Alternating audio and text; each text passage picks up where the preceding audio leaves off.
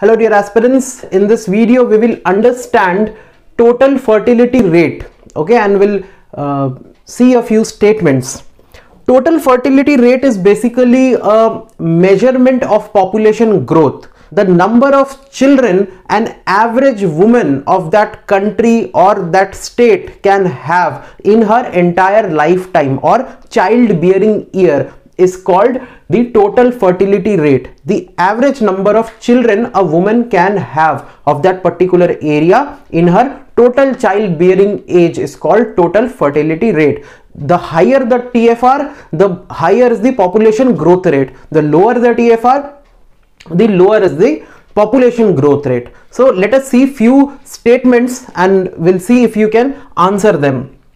The first statement is, India's total fertility rate has been constantly declining since last 50 years. See, you can make some assumptions with that obviously India's growth rate has been declining. Our rate of reproduction, rate of having children is reducing with time. But you have to focus on the word constantly. For the last 50 years, like from 1971 till 2020, is the decline constant or not? Or sometimes we had a higher peak in between. This is what you need to focus on.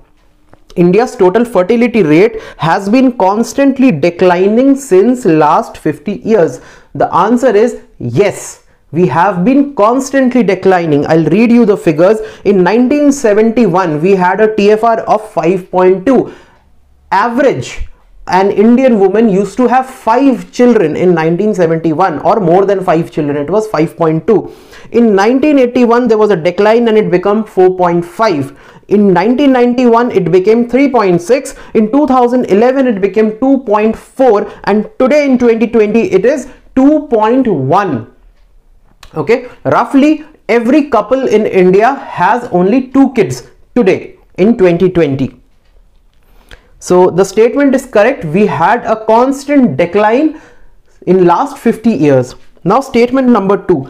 China's fertility rate is lower than both India and USA. That means China's TFR or China's fertility rate is below India's TFR and USA's TFR. Is this statement correct or not?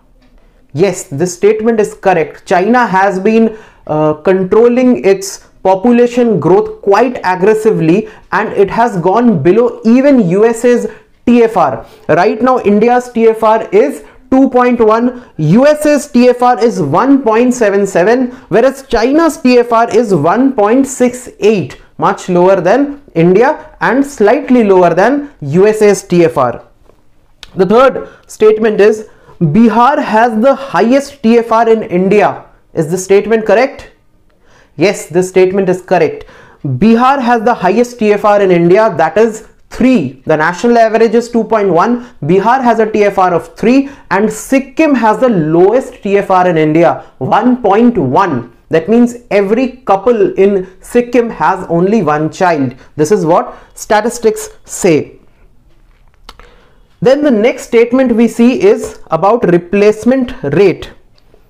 The next statement is, to achieve the replacement rate, a country needs to have a TFR slightly more than 2.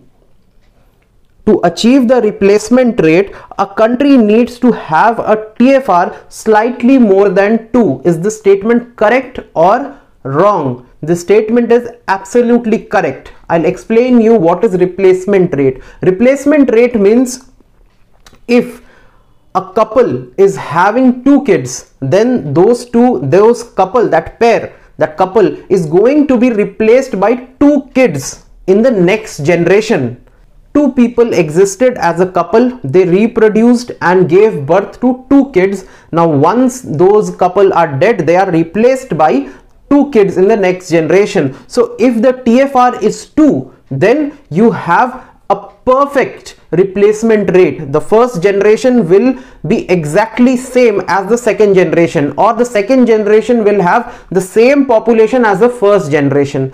So for that you need a TFR of 2, but there is also infant mortality. No matter how developed a country is, there will always be infant mortality. So to deal with that infant mortality, the TFR, the replacement rate TFR, is considered to be 2.1. If a country has a TFR of 2.1, then it is considered it has reached the replacement rate. So India right now has a 2.1 TFR, hence India is in its replacement rate. If you go lower than the replacement rate like 1.6, 1.7, then the next generation will have lower population compared to the previous generation. If your TFR is more than the replacement rate, the next generation will have more population than the previous generation. So I hope you understood the concept of replacement rate. It has to be slightly more than 2, which is 2.1 right now. So this was all about TFR, total fertility rate. I came up with this topic because recently National Family Health Survey came out with its report on India's TFR and gave the position, the condition of India's TFR, and compared it with the last few years. Okay, so this was in news, and therefore making a video on TFR and giving these statements was important. Okay, UPSC will ask question based on current affairs, but not exactly on those monthly magazine stuff. It will ask few conceptual questions, or questions which normally are the statements which are normally not given in the current affairs magazine. So I hope this will help. We'll meet in the next video. Thank you.